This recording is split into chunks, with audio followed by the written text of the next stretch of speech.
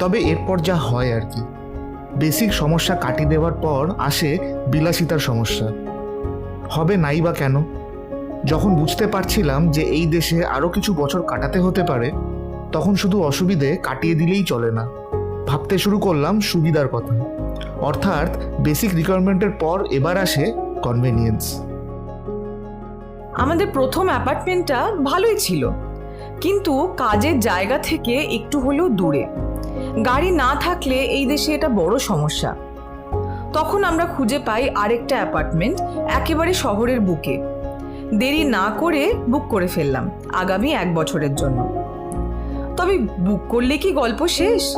শুরু হলো আমেরিকায় আমাদের সব থেকে বড় প্রজেক্ট, বাড়ি শিফট করা।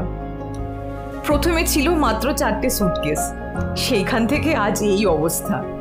জুড়েছে খাট, সোফা, টেবিল, চেয়ার আর না জানি